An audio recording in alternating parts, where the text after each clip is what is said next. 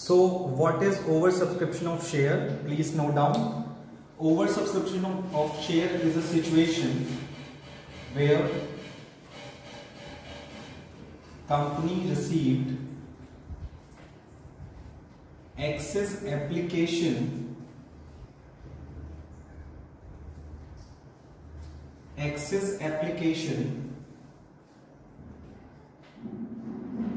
in comparison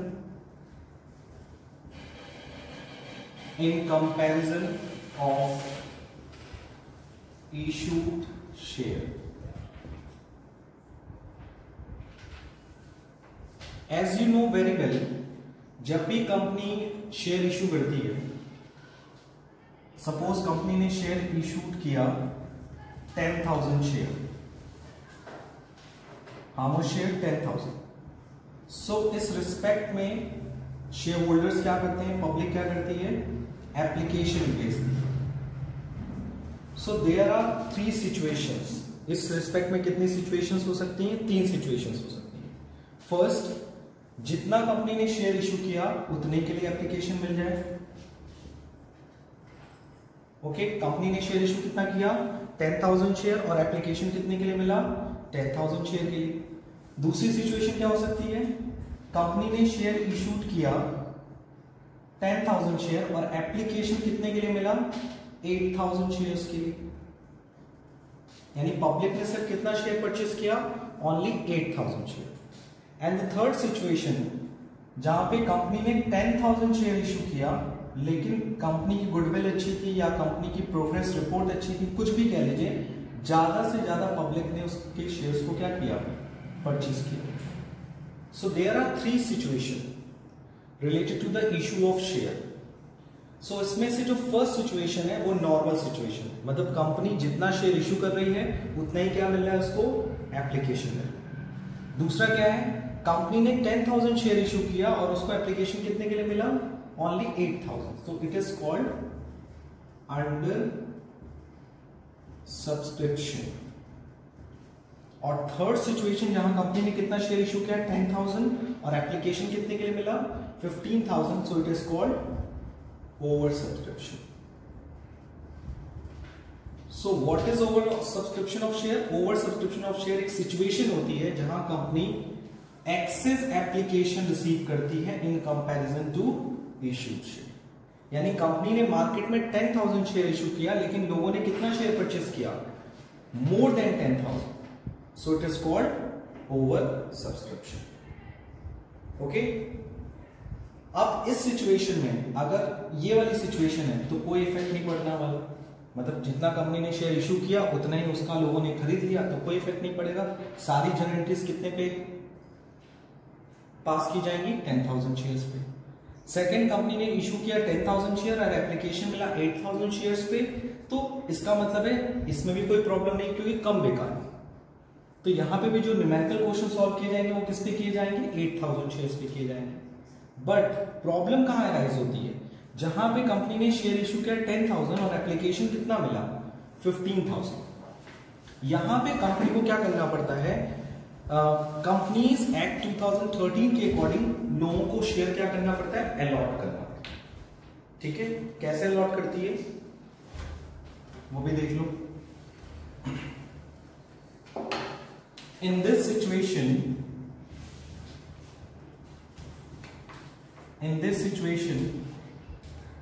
company can allot share by following 3 way. यानी इस सिचुएशन में कंपनी कैसे शेयर अलॉट कर सकती है, by following 3 way. The first will be full allotment, second is a pro rata allotment, and third will be a nil या फिर zero allotment. So what is full allotment? जैसे अभी आपने example में देखा कि कंपनी ने कितना शेयर इशू किया था, 10,000, जबकि पब्लिक ने कितना शेयर परचेस कर लिया, 15,000. ओवर सब्सक्रिप्शन का भी मैंने एग्जांपल दिया था, उसमें आपने देखा था कि कंपनी ने 10,000 शेयर इशू किया था, लेकिन उसको एप्लीकेशन कितने के लिए मिला? 15,000 के लिए। तो यहां कंपनी के पास सिचुएशन क्रिएट हो गई कि वो कैसे 15,000 लोगों को सेटिस्फाइड करे 10,000 के शेयर से, क्योंकि कंपनी 10,000 से ज्यादा शेयर लोगों को सब्सक्राइब नहीं करा सकती, उससे ज्यादा का शेयर लोगों को नहीं दे सकती। ठीक है, तो उसमें वो कर क्या सकती है कि जिन्होंने 8,000 मांगा होगा या कह लो जिन्होंने 7,000 मांगा होगा, कंपनी उनको कितना दे देगी? पूरा 7,000। तो सिचुएशन को क्या बोलेंगे? Full allotment out of 15,000। यानी जिन्होंने 15,000 में से 7,000 कॉल्ड अप किया होगा, कंपनी ने उसको कितना शेयर दे दिया? 7,000 दे दिया। दूसरा क्या कर सकती है? अभी कितने बचे? 8,000। 8,000 मान लो जिसने 5,000 मांगा था, उसको कंपनी ने कितना दे दिया? 3,000 दे दिया। और अभी भी कितने बच गए? 3,000। कंपनी ने उनको क्या दिया? कुछ भी नहीं दिया। मतलब वो तीन तरह से ओवर सब्सक्रिप्शन की सिचुएशन को डील कर सकते हैं। कुछ लोगों को पूरा शेयर दे देगी, जितना वो मांगेंगे उतना पूरा दे देगी। कुछ लोगों को जितना मांगा है उससे कम दे देगी, और कुछ लोगों को कुछ भी नहीं देगी। ठीक है, so this is a situation by this is a कह सकते हो way by which company allot the shares in case of over subscription of share. ठीक है, नोट डाउन कर लो। सो ये तो सिर्फ और सिर्फ हम लोगों ने बात किया है कि ये सिचुएशन है, सिचुएशन को हम ऐसे हैंडल करेंगे, लेकिन इस सिचुएशन में हम कैसे जर्नल एंट्री पास करेंगे वो देखना सबसे इंपॉर्टेंट होता है। You can see that full allotment के केस में आप देखो तो कोई एक्सेस नहीं दिख रहा, मतलब जिसने जितना मांगा हमने उसको उतना शेयर क्या कर दिया? अलॉट कर दिया। But in case of pro rata allotment you can see that उसने कितने शेयर के लिए डिमांड किया था? उसने डिमांड किया था 5,000 शेयर्स के लिए, लेकिन कंपनी ने उसको कितना शेयर दिया? सिर्फ 3,000। यानी आप इमेजिन करिए कि उसने एप्लीकेशन मनी कितने के लिए दिया होगा? 5,000 के लिए, लेकिन हमने उसको शेयर कितना अलॉट किया? सिर्फ 3,000। ये तो वही बात हो गई कि जैसे फॉर एग्जाम्पल आपने 5,000 चीज के लिए क्या किया? पैसा पे किया, लेकिन कंपनी ने आपको सिर्फ कितने का सामान दिया? 3,000 के लिए। सो जो एक्सेस बच गया 2,000 वो कंपनी के पास अभी भी पड़ा हुआ है। ठीक है, और इस वाले कहते हो और बुरी हालत है कि यहां पे उसने डिमांड कितना किया? 3,000, और कंपनी ने उसको कुछ भी नहीं दिया, तो उसका कंपनी के पास कितना रुपए पड़ा हुआ है या कितना शेयर का पैसा पड़ा हुआ है? 3,000। सो थोड़ा सा दिमाग लगाइए, इस सिचुएशन में जब हम किसी भी शेयर होल्डर को कोई शेयर अलॉट नहीं करते, यानी नील के केस में, यानी मांगा 3,000, हमने अलॉट कितना किया? कुछ भी नहीं। तो इस सिचुएशन का जो एक्सेस पैसा है, जो 3,000 पे जो एक्सेस पैसा होगा, उसे कंपनी क्या कर देगी? इमीडिएट रिटर्न कर देगी, क्योंकि इनसे फ्यूचर में हमारा कोई लेना देना नहीं। हाँ, लेकिन ये जो है 5,000 के लिए पैसा दिया, लेकिन कंपनी ने उसका केवल कितने का सामान दिया? 3,000 का। तो जो 2,000 एक्सेस बचा है कंपनी के पास, कंपनी को क्या कर सकती है? अलॉटमेंट पे या कॉल्स पे इसको क्या कर सकती है? एडजस्ट कर सकती है। जैसे फॉर एग्जांपल कंपनी ने मान लो 1 रुपए मांगा, एप्लीकेशन में कितना कॉल्ड अप किया? 1 रुपीज। तो एप्लीकेशन में कितना पैसा रिसीव हुआ होगा? 5,000, बट एक्चुअल में एप्लीकेशन मनी कितना बन रहा है? 3,000। सो जो एक्सेस एप्लीकेशन मनी यानी 2,000 रुपीज, उसे कंपनी किस में एडजस्ट कर रही है? अलॉटमेंट पे। यानी उस बंदे को अलॉटमेंट पे कितना कम रुपए देना पड़ेगा? 2,000 कम देना पड़ेगा। ठीक है, so in this situation the journal entry will be, इस सिचुएशन में क्या जर्नल एंट्री पास होगी? सबसे पहले ये एंट्री तो होगी। पहली एंट्री होती है ना, bank account debit to share application, मतलब एप्लीकेशन मिला। और दूसरी एंट्री जो एप्लीकेशन से हम लोग क्या करते हैं? कैपिटल में ट्रांसफर करते हैं।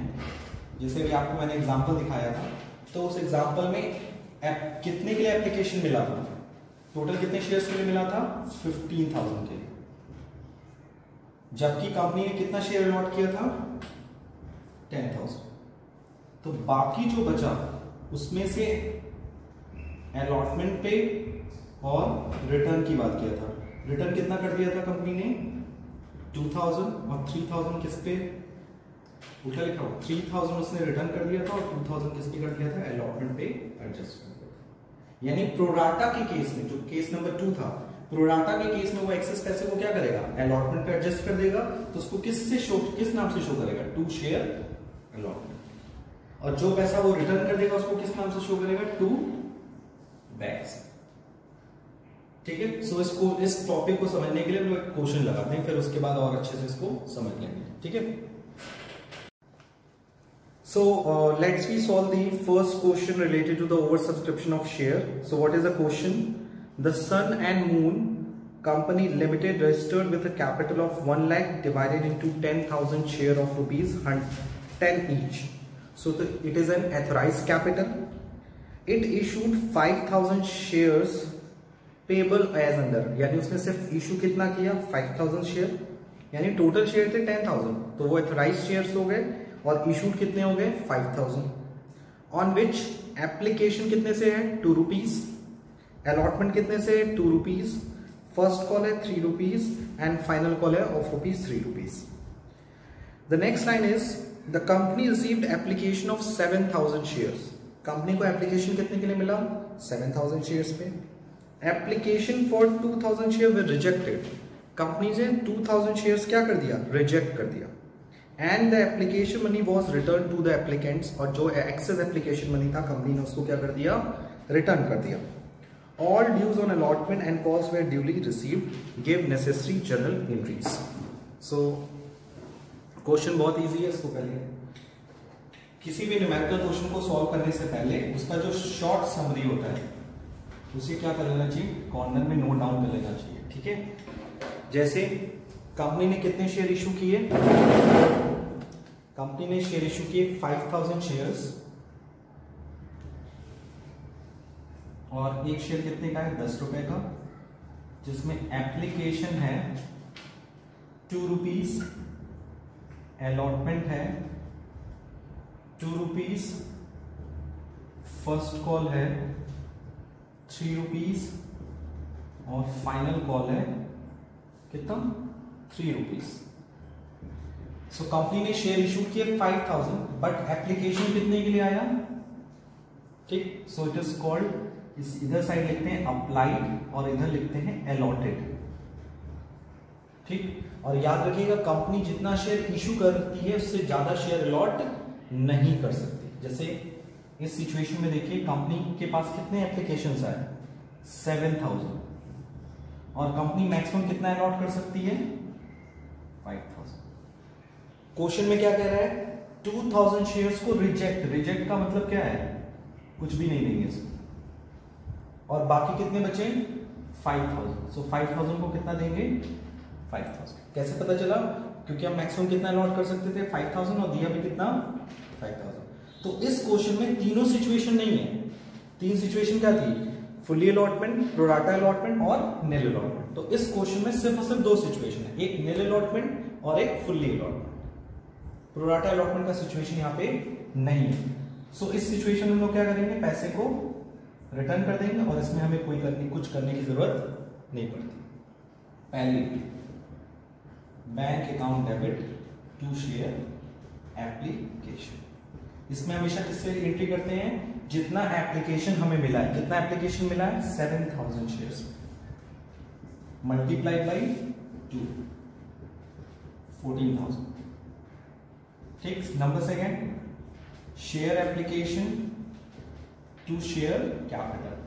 अब यहां थोड़ा सा आपको ध्यान रखना है कि एप्लीकेशन पे पैसा कितना मिला 14,000 बट हमने कितना शेयर अलॉट किया है 5,000।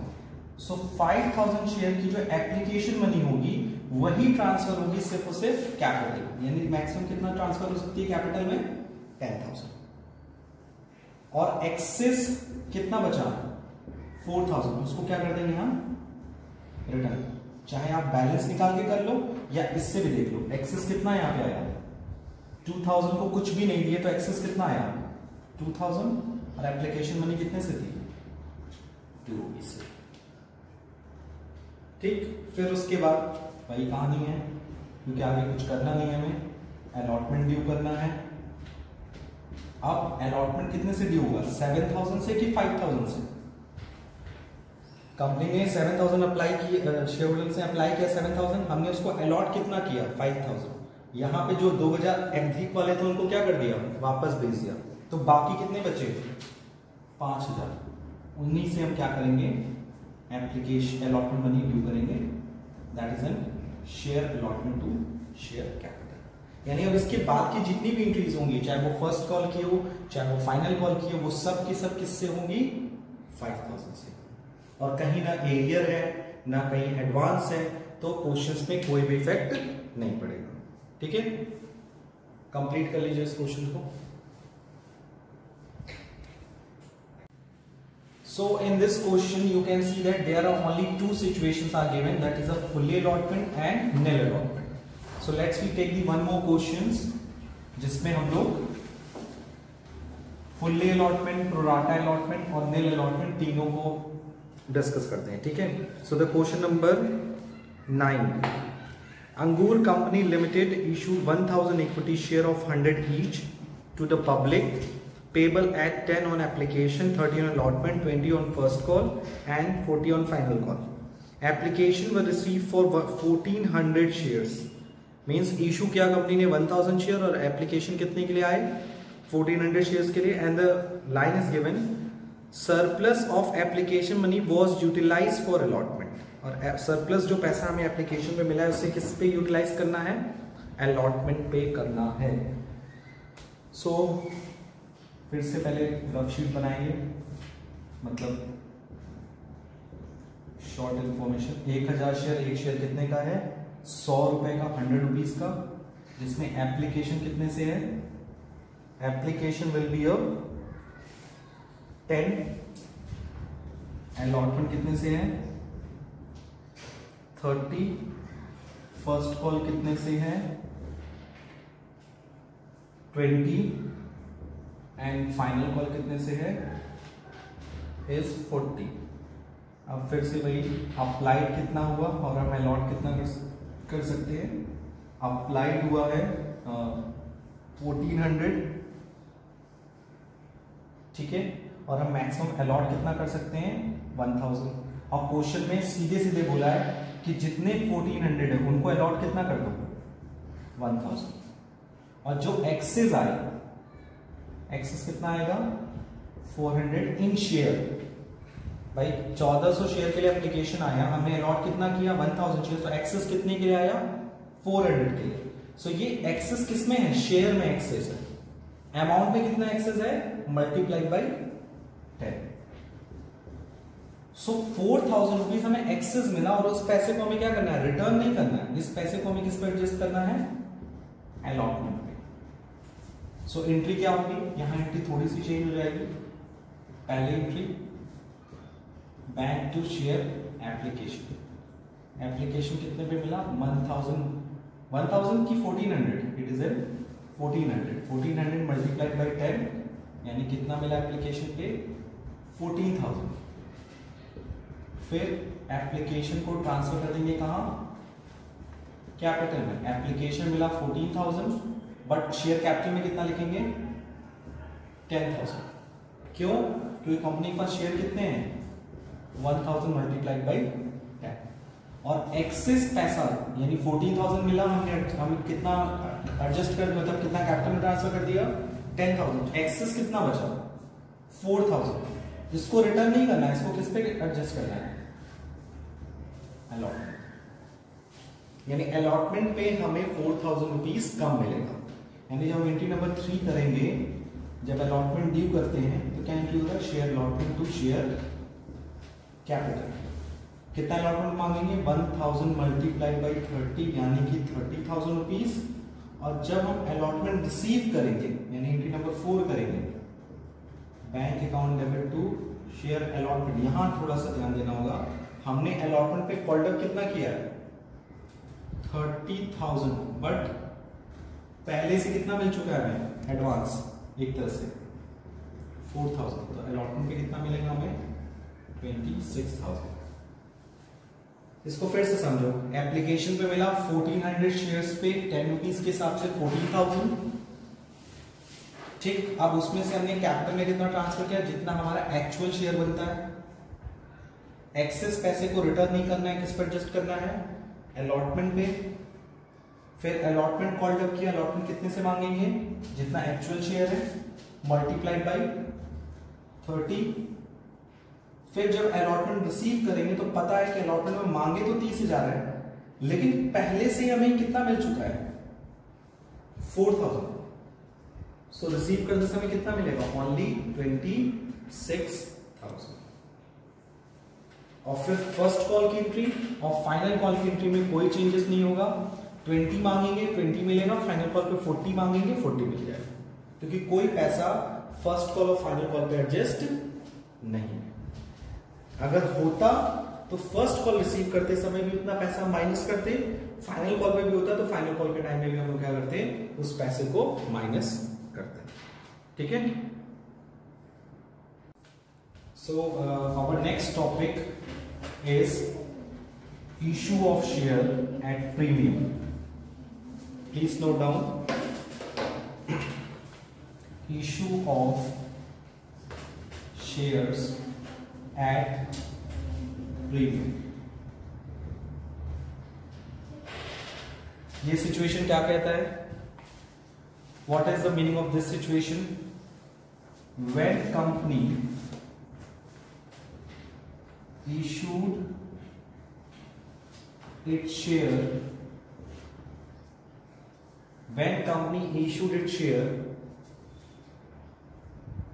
at more than its face value,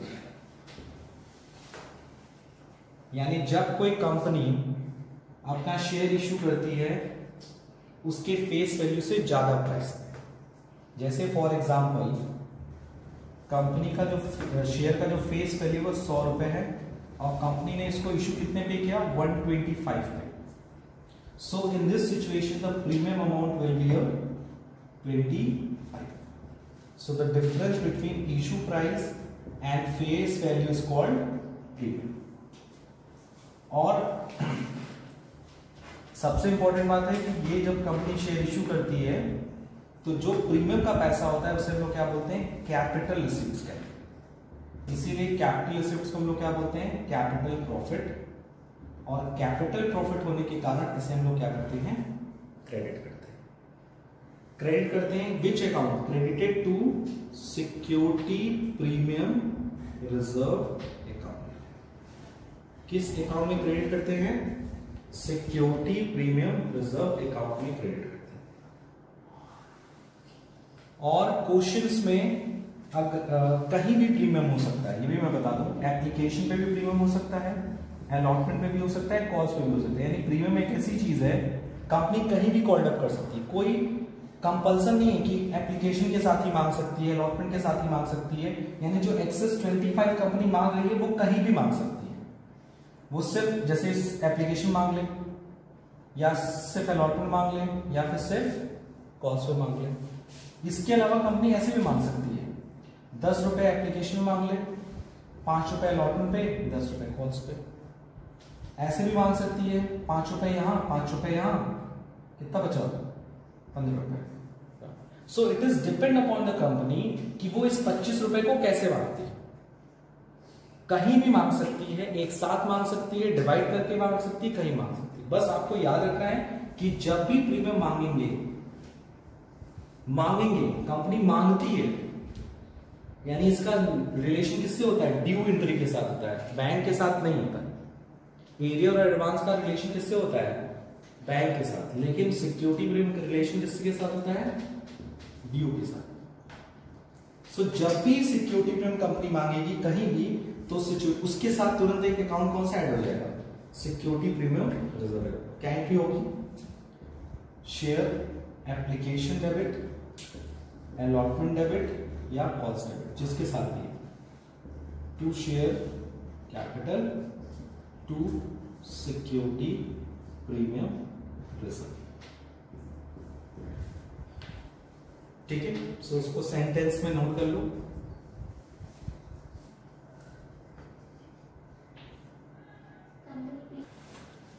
that is an utilization of security premium.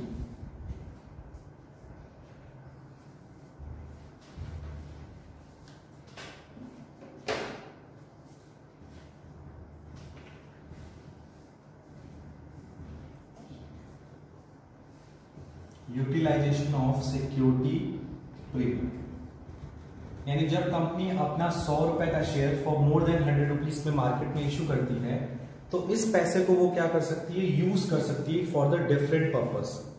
So according to section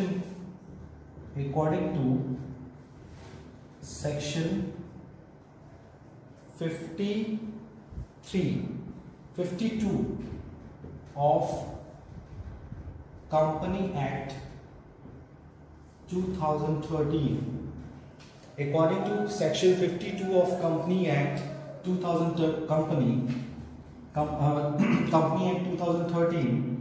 amount of security premium will be used for following purpose.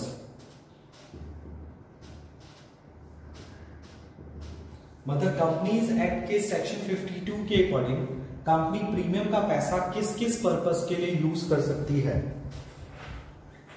And it is a very important theory. Number 1, issue of bonus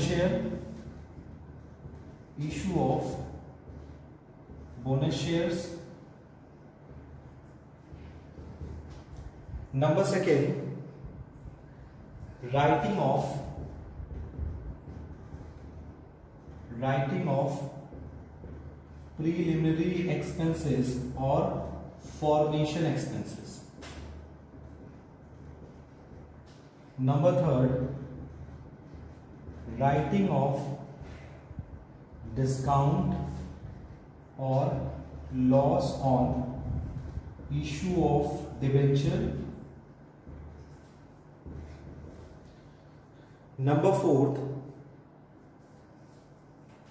writing of expenses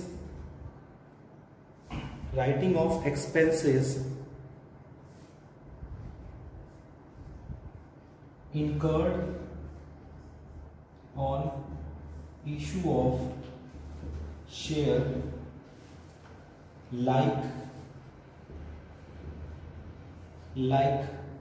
underwriting commission.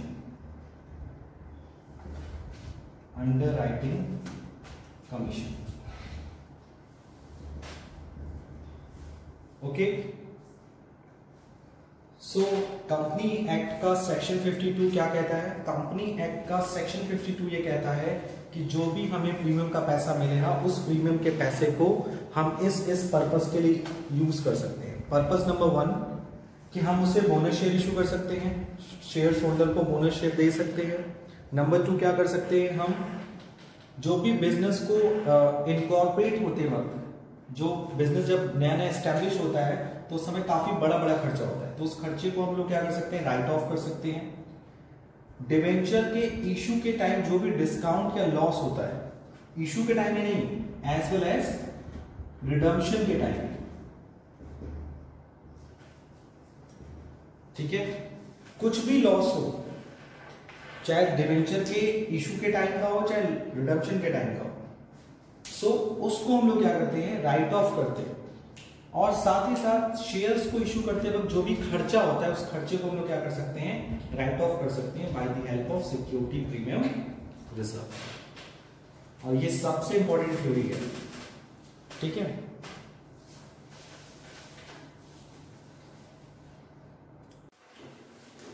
so in today's video we discussed a lots of the important theoretical concepts like oversubscription, issue of share at premium, as well as the very important concept that is an utilization of security premium.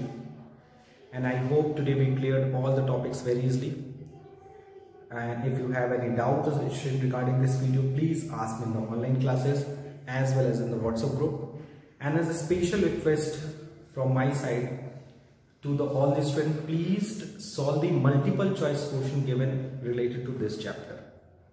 क्योंकि you know very well term 1 में इस chapter का जो सबसे important part है, सबसे major maximum questions जो हैं वो इसी टर्म से, इसी चैप्टर से पूछे जाते हैं, चाहे वो थ्योरेटिकल एस्पेक्ट से हो, चाहे वो न्यूमेरिकल एस्पेक्ट्स के हो. Okay, so thank you, take care, good bye.